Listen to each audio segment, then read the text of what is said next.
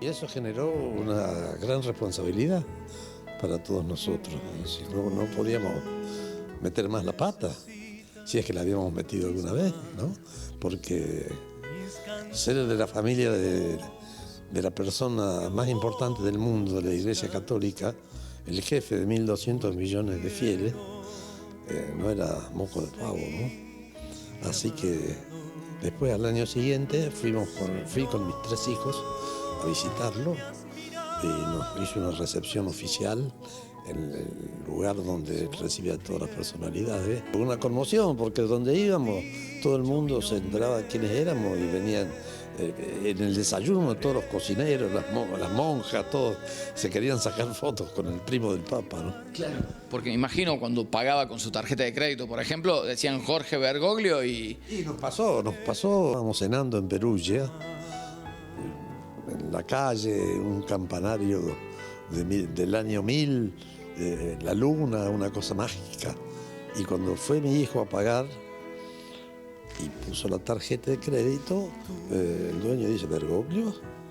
Ya hace 1 año que había sido elegido Papa. ¿Bergoglio?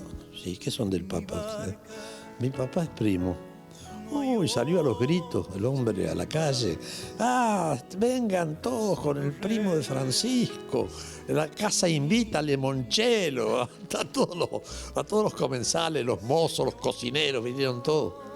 Fue una cosa fantástica. Pero lo más extraordinario es que cuando nos íbamos, me llamó aparte y me dice: te quiero aclarar que yo soy musulmán. Era una cosa maravillosa, ¿no?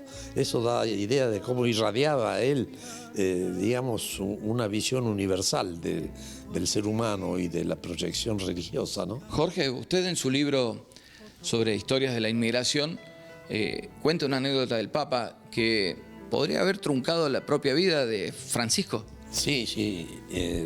Cuando lo eligieron Papa, me llama el diario ABC de España y me dicen, al día siguiente nomás, y me dicen: ¿tiene alguna cosa interesante para comentarnos de Francisco?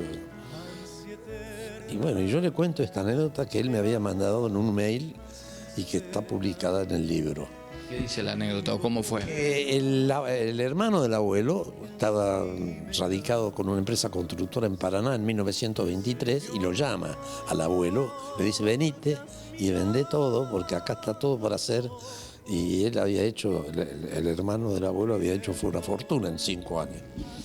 Entonces vende todo, efectivamente decide venir porque Europa era un desastre en esa época.